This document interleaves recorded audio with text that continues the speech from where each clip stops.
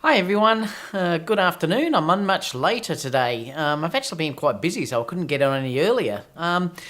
So if you are actually able to pop in, I don't expect too many to actually show in on the live show today because it is so late. What's the time? I'm just going to check what time it is in the US and Europe. We're looking at Los Angeles, it's 9:58. London, it's 5:50, 6 o'clock in the morning. And New York, it's 1 o'clock in the morning. So I'm not sure how many live people we'll get, but it doesn't matter. I mean, you can watch this later on anyway. So if you are actually popping in later on, you can basically watch the stream because it will go on. It'll go on as soon as we finish this live stream. I am going to give it a couple of minutes though, just to see who can get in on live, because I'd love to have a chat with you all. So say hi if you are actually watching. Love to see who's actually on board at the moment. A beautiful day here in Melbourne today. I am still doing the shoot, I think on Thursday night, reviewing the Profoto A1. I will be reviewing that with a couple of models that I've hired, a couple of gorgeous models actually. So I am going to work with them on the day. Hi Johnny boy, how are you? 6 a.m. in the UK. Good to see some UK people actually popping in. The time might be a little bit better. G'day Ben, how you going? Yeah, 3 o'clock here in Melbourne. It's been a bit later today. Yes, I am still going to be doing the shoot on Thursday night, and I might be able to post some live video feeds through YouTube. I'll try. But I am hopefully going to be filming it all. I will be filming it all so I can put some on YouTube with my review of how the Profoto A1 goes. I will be using a couple of different cameras. I'm going to be using a Canon, probably the Mark IV, and also I'll try it with the Sony A9, and I might even do it with the A7 II. So I might try it with that too. A7R. Too, so I might give it a go with that. G'day Peter, how you going? Jason's here as well. Alterix here. So we have got a few actually popping in, which is interesting. I didn't think there'd be anyone being so late. I thought most people might want to watch this actually later on or next day when you all wake up, because most of the people that actually follow me are actually from the States and from Europe. Australia being a much smaller place, I don't have as many local people supporting me as I do with you guys from the States. Just let me stop this. Oh, I can't stop it. It's backing up my computer. Doesn't matter. Hopefully it doesn't slow down. Just let me know, is it working okay, streaming okay? Because it's doing a backup as I'm actually doing this, so I'm just hoping it's not slowing everything down. BMCP is here as well. Roberto, don't you sleep, Roberto? It's 1 o'clock in the morning. You guys are unbelievable. You should be in bed with shut-eye. It's quite funny. Ben, why do you need to use the Canon? I need to use the Canon, Ben, because Sony Profoto haven't released the Sony model of that flash yet, the A1. It will be coming, whether it's coming later this year. Sony have said it's coming very soon. They just haven't given a timeline for it. So apparently it will work on my Sony camera with this Sony Air remote that I've got. So I can actually use it with that off camera. I just can't use it on camera. But I do just want to actually... I actually want to show it working on camera as well, to show you guys how that A1 will work on camera as well as being working off camera. So, and I may also even use it with some Profoto lights as well, the B1. So it should be a good experience, and I'm looking forward to it. I'm going to go around a few different locations in Melbourne. So we'll just see how it goes. Roberto just got out of work, so that's why he's watching now. Now, I thought I'd take you through another shoot that I did the other day. Because I actually want to show you another one of this natural light shoots that I did in the spring blossoms here that I did, just near my home actually. I did it in some of the apple orchards. But I'm really enjoying the way that the natural light shoot went. Like I said, it was a bit out of my comfort zone. I am very much into off-camera flash, so this is totally different for me, and it's something that I might sort of try over the coming weeks, a bit more of natural light, because I actually tend to like the really soft look that it's actually giving me.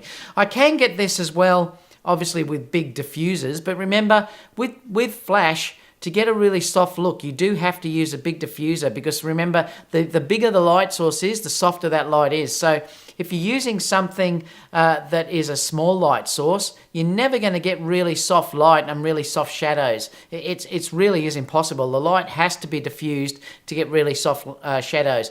You'll notice if I do sometimes with something like the Neo or the Ice Light, you will see more harsher shadows coming off the nose and things like that if you look closely at the image.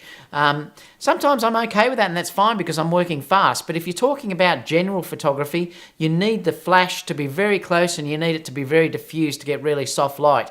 Well, natural light naturally gives you that because it is a big diffused light source that you're actually looking at. And if it's a grey overcast day, it will even be softer. So let me just check what a couple of other people are saying. Ben said, cool, you answered my next question. Oh, okay.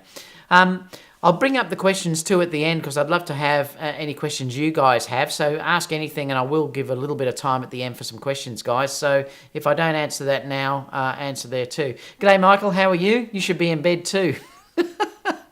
You guys never sleep. It cracks me up.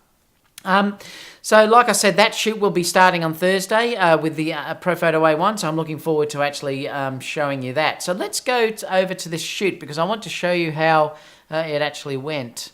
RS is also here. Aussie, you just popped up on YouTube at 7 a.m. here. Good to see you live too. All right, so let's have a look. So I just wanted to show you a behind the scenes of a couple of these shots, not that one to start with. I might take you to this one. So this was shot with the A9.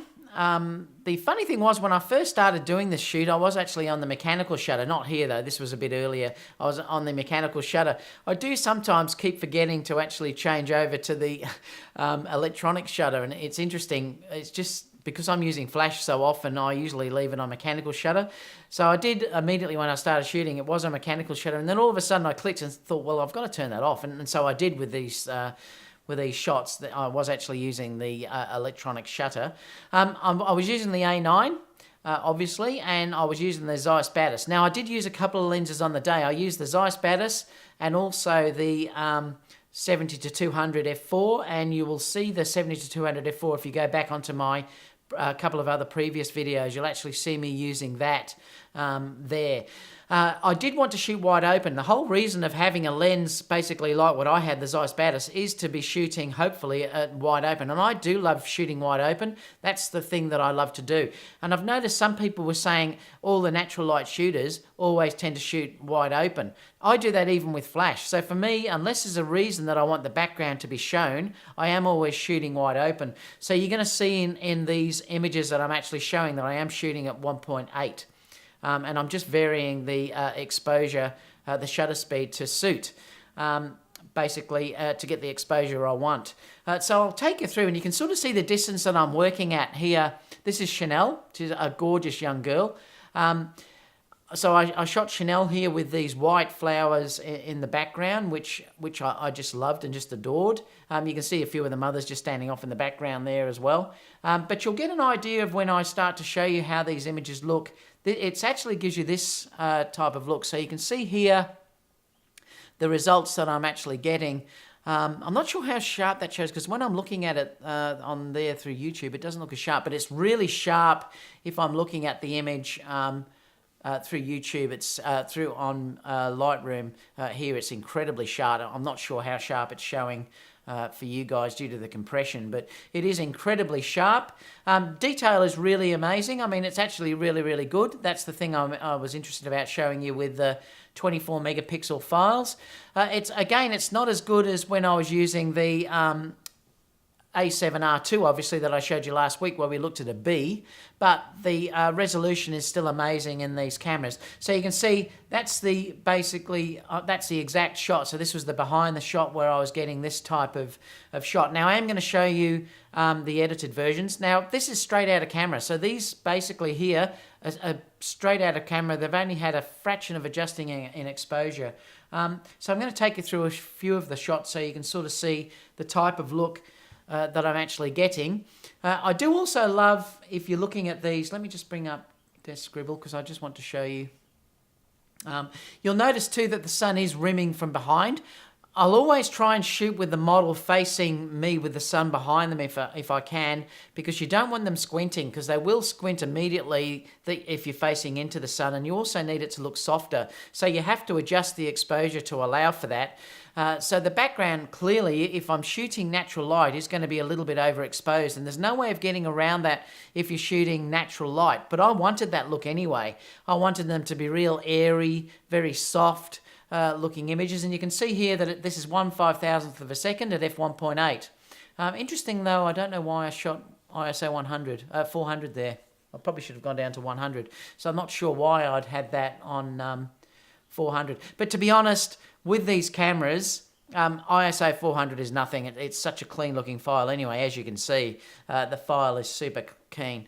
I also love, with girls particularly, well, really with anyone, when I'm photographing, I do love them to be natural and not really smiling at the camera, because the thing I always try and tell the parents particularly, and even these young models who are building their modelling portfolio, is that if you look at a snap photos that, say, parents will take or anyone takes, they're always asking the child to smile. And it's not the type of image that I think looks like a real fashion type portfolio image. So I am always encouraging the girls to give me more of a serious look. So even though these are reasonably quite young, I still do love it when they're nailing the look right down the camera like that and they're not smiling. I think it's just much more of a natural beauty type look. So I'll take you through. I'm always shooting as well, going portrait as well as landscape, because I like to get two different looks. I can crop in then if I wanted to, but I'm always making sure that I have different looks.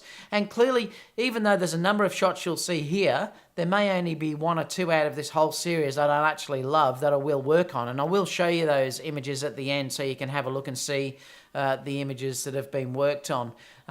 Again, I've then shot portrait here. Landscape, I mean. Again, you can see where the sun is rimming. I've tried to basically expose and keep the detail in these highlights. So there is detail in there. I mean, if I pull down the highlights, I can still keep these details actually in the image. It hasn't blown that out. So when I've adjusted the exposure, I have made sure that I've kept the exposure in those highlight areas, because remember, once that's gone, you can't really get that back. The recovery in the Sony cameras and most of the new cameras, particularly Sony and Nikon, is fantastic if you're dealing with shadow recovery. It's nowhere near as good if you're dealing with highlight recovery. So you should always be adjusting your exposure for the highlights. And to be honest, the way that I wanted these to look anyway, which was a very soft look, I probably would have been prepared if I had to let the highlight blow out in these areas. I would have been okay with that being blown out for these type of images. Again, I will show you the results when we, the retouched results though, when we go through a few of these images. Let me come back down again. You'll see that I've tried a few different poses. Again, when you're looking at it like that, it's much nicer too. Young girls can get away with being a little bit more forward like that. I actually don't mind how she's facing a little bit forward. If you're looking at it the way her shoulders are particularly straight here, normally you wouldn't do that, because normally you have a girl more angled on the side, and I'll show you that on the next one where I have done that. But that doesn't particularly bother me, because I told her to give me a bit of attitude on this image. So she is looking more at me with a bit of attitude, a bit more front on. With older girls particularly, you often won't do it more straight on like this. You would turn them a little bit more onto the side, and I'll show you that when we look at the next image where she's gone more on the side. Obviously, Chanel is very, very slim, so there's no effect of her facing me front on like that. Obviously, if she was bigger framed, well, then you definitely wouldn't shoot her front on. You'd have her more on the side. As you can see on the second one there, you'd have it more like that if you were shooting more on the edge. Again, if you're looking at this image here, like I said, that's giving you the example of how far away I am from Chanel, and you'll see that exact image there was what we actually came up with. And again, I also then went to landscape and shot one landscape, and I'll show you the corrected images in a minute so you can see how all of these look. And if you want any questions, guys, just leave the questions in, because I'll pull them up at the end. If you have any questions about anything, you can ask me anything and I'll answer those. Again, another behind the scenes look. You can see again the distance here that we're talking about. And that's the resulting photo. I've just asked her to just gently fold her arms over together. And again, she's just looking straight at the camera. And again, I've taken one which was in landscape as well. I often will shoot one portrait and then one landscape. That's one handy thing about shooting with the grip. Because if you are shooting with the grip, it does give you all of the controls here to enable you to turn it around and not be trying to, sort of scroll over here to get focus. So this is great because you do have all the controls on the side of the camera, which is a real advantage if you're shooting, doing landscape and portraits all the time. So it's a thing to think about if you're actually doing that. Again, like I said, I've done one portrait and one landscape. And I did ask her to do one smiling one. Like I said, I'm not a big fan of the smiling ones, but I do just do it sometimes for the mothers.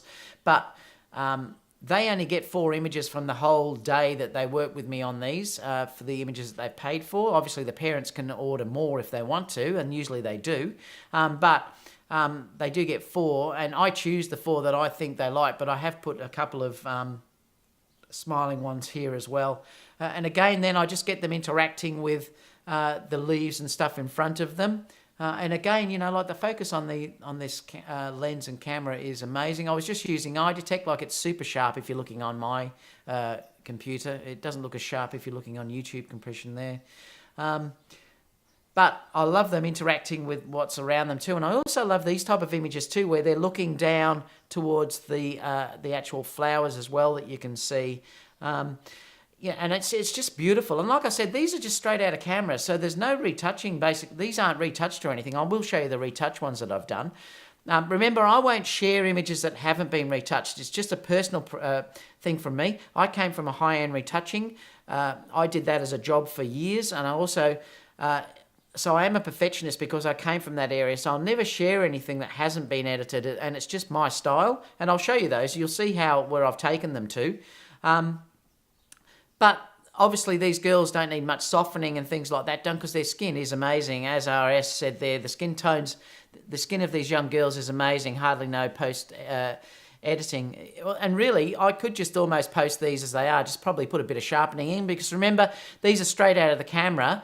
They haven't been taken into Photoshop or anything like that. You're looking at them as they've come actually out. So you can also see how nice the Sony colours actually are in these cameras with the A9. The Sony A9 colours really are quite beautiful now, and they certainly have improved as compared to their previous models. So the skin tones are just gorgeous straight out of the camera. I don't really need to do much at all with these images at all.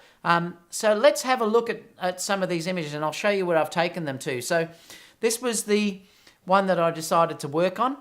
I just love the way that the background is beautifully out of focus here. There's only a couple of things that I didn't like about this image when I was looking at it was that, and these are things that it's the perfectionist side of me. You can just see her earlobe sticking out of the window, out of her hair there. So that's obviously going to have to be retouched. So I did need to take that off. And I just really wanted to add just a little bit of sharpening in the eyes and just a little bit of skin retouching. Like I said, they didn't need much at all, but I am a perfectionist, so I had to do some because it's just the way I am. And you'll see in a second the results where I've taken this to. So that there is the original, and then this is the retouched image. So you can see where I've taken it. I have added a more vintagey, yellowy type look to this, but again, remember, editing is always a personal choice. So for me, this was just the type of results that I wanted to take to this. I wanted to sort of add a little bit more contrast. Remember, this was straight out of camera, so there's no sharpening or anything done on this at all. But I did want to have a little bit of contrast added in. I wanted to add a little bit more sharpening, like I said, in the eyes, which you can see. The skin really is flawless in itself. I have done some skin retouching here, but you'll notice if you look at this, you can still see the detail in her skin. You've got to be very careful if you take processing too far. I never try to take it too far. You can still see all the individual pores and stuff in her skin. So I haven't taken all of that out. So I've been very careful with the amount of editing that I've done on these images. And like I said, if you want to look at this later on, ask some questions you can. So again, like I said, if you look at between the two of them, it's just basically where I wanted to take my post-processing to. And like I said, it's always a personal thing. The next one I thought I'd show you was this one, which again, is just Hannah looking in the background. This was more of a full body type one. And I wanted to try and keep the looks very similar to both images. And you can just see how, if you look at her face, again, remember this has had no flash, so this has just had natural light done here. You can see here where I've lifted the face a little bit and just added a little bit more contrast. And again, I really sort of like that yellowy feel to that background, that warmth. And again, I'm really, really happy that the parents are tickled pink about these images. They really do adore them. And again, if we're looking over here, I'll show you this one, which was the original one here. Again, just lovely soft type result that we've got here. And if we look at the retouched one, I've just added a little bit of contrast. Again, I've gone for that yellow type look in the background as well. This one, again, is really cute too. If we're looking at the original one here, I've then tried to put her inside the actual leaves. So the parts that you're looking at through here is all out of focus leaves. Because I'm shooting at 1.8, I've had her shooting with the leaves all sort of surrounding me. And it's given that lovely soft look that I've got out of the Batis there. And the results of the second one is there where I've retouched it. You can see again her eyes have really popped out, and I love the freckles that you can see. Like I said, again, you've got to be very careful with how you're retouching these, that you're not taking out the pores of the skin, etc. Another one here that I've got, again, is just beautiful. I've just asked her to bring her hands just gently up onto her shoulder, and she did that really beautifully. And again, if we look at the retouch version here, you can see that I've just softened it off a little bit, and her eyes actually are that colour. So they were, I always make a point of going over and looking at the models before I actually retouch them, because I don't want to change the colour of anything so that it's not how their actual eyes are. If you're looking at the flat one here, again, see, there's not enough light. There's enough there that I can get a lovely soft image just working from natural light, and it's lovely and soft, but there's not enough natural light there to bring out the blue in her eyes. So I have brought that back out. If you look at the retouched version, again, like I said, her parents just adore this this actual image. And the last one that we'll look at, I'll show you where I'm actually shooting from here. Again, it'll give you an idea. You can see that she's got the leaves sort of all around her that you're looking at through here. And you can sort of see the distance that we're working at through here with the image. I am using the A9 still with the Batis through here. Don't worry about what this says up here, because that's actually an iPhone picture. So it's coming up with a... Oh no, that was the other camera. So that was using the A7R2 just to shoot a behind the scenes look of the image. Now, the type of image that I've got from here was this. So if you're looking at it, that's what I actually got from this version. Again, lovely, lovely soft lighting. There's only a couple of things that were annoying me here. Was I couldn't turn her around enough to get rid of that little lighting that's on her face. So I was going to have to clearly retouch that out and soften that up, because I didn't want that highlight. It was just a little bit hard for me, so I thought I'd take that out and clone that out a little bit. And again, I wanted to add contrast and make her eyes bluer to what they actually are.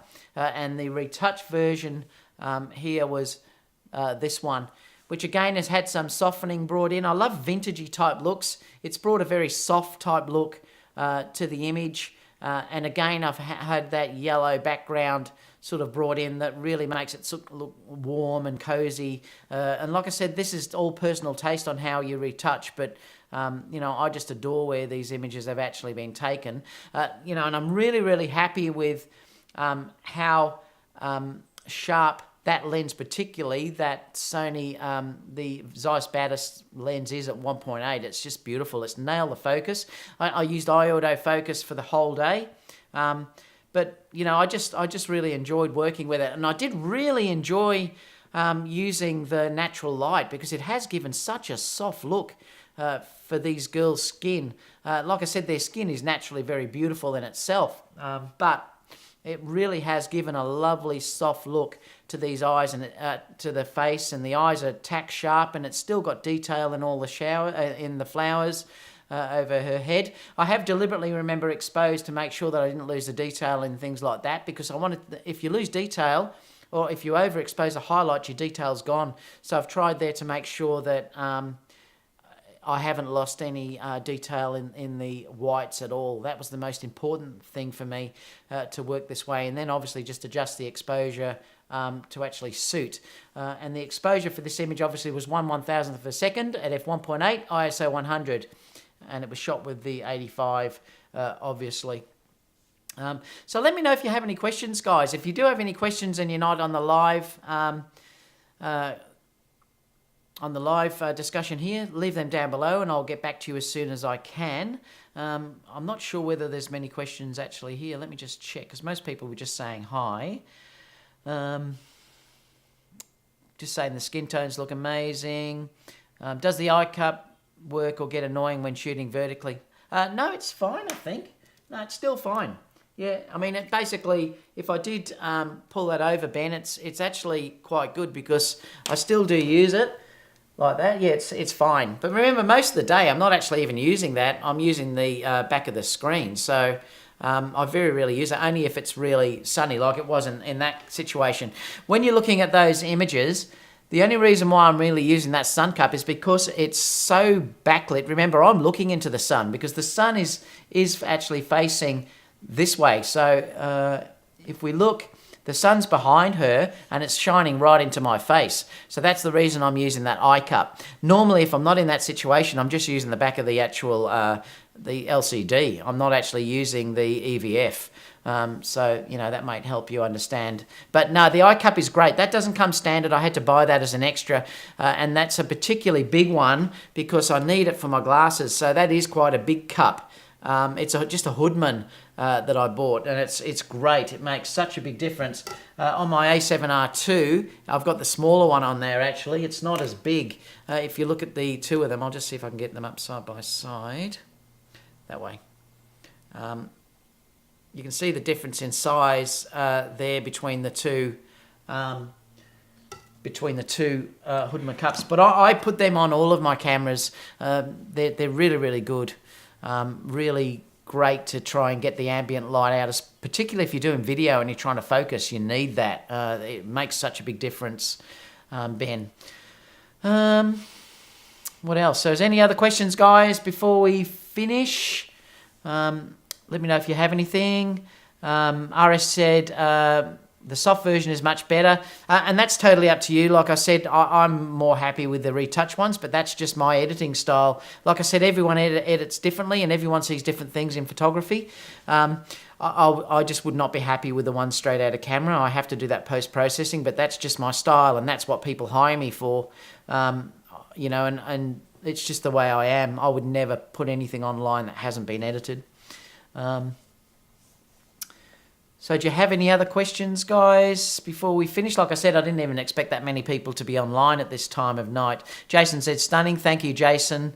Thanks for saying that. That's about all, I think.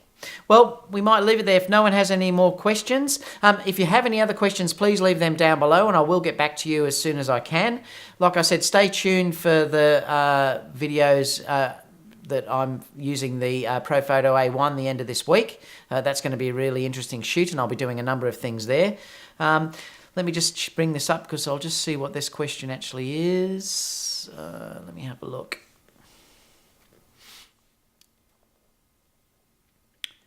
M. Wood said, have you ever shot with the Zeiss 35 1.4 Distagon? Not for portraits, but general shooting. I love Zeiss and I'm looking to add one more lens. I have the 24mm 1.8 and the Batis 1.8. Yeah, look, I shoot with the 35 all the time. You're talking about the Sony Zeiss 35? Yes, I love that lens. I shoot with it all the time. I haven't... It's actually in the studio in the other part of the office. When I'm doing weddings, I actually shoot with that lens probably most of the day. I'll use two lenses usually on the day, which is the 35mm Sony 1.8 and also, 35mm 1.4 and also the Zeiss 85 1.8. They're the two main lenses that I use, and it is incredible lenses. The other lens that I love on the A6 300 and the A6 500 is the same lens you've got, Emwood. It's actually the 24 1.8, and I adore that lens. But again, that gives me the 35 focal length on the Sony. That's my favourite lens on the Sony A6 300 or the A6 500. It's just incredible. What else? Emwood said, I want something that is 1.4 or 1.2. Yep, you'd love that 1.4 35. It's stunning. That's, like I said, it's my favourite lens with the Batis 85. I adore it. I'd never sell that lens. It's just beautiful. And the 35 millimeter focal length for me is my favourite focal length anyway. It's what your eye basically, 50 is what your eye sees, but it's great for street photography. And like I said, most of my weddings are shot with the 35, unless I'm doing more closer stuff, more for the formals. Altric said, is that the Sony grip? Yes, it is. It's the Sony A9. I also have one for the A7R2 as well. But I don't really use it that much. The funny thing was, I only got the A9 battery grip because I got it cheap. I think I got it for $100 off. So I bought it when I bought the A9. And since I've been using it, I actually like it to be able to shoot in the portrait thing. So I may even change. The only thing is it does make it a lot heavier. If you want to travel light, not having the battery grip on does make a big difference.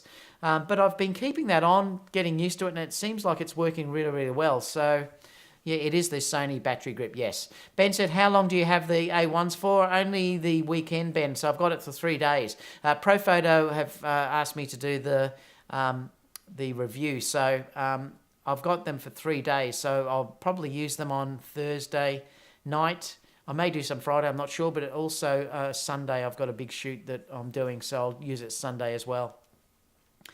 What else have we got? Michael said, respect to you, David. Thank you, Bubbly, for giving something to do this time at night. Giving you something to do. I know you should be in bed, Michael.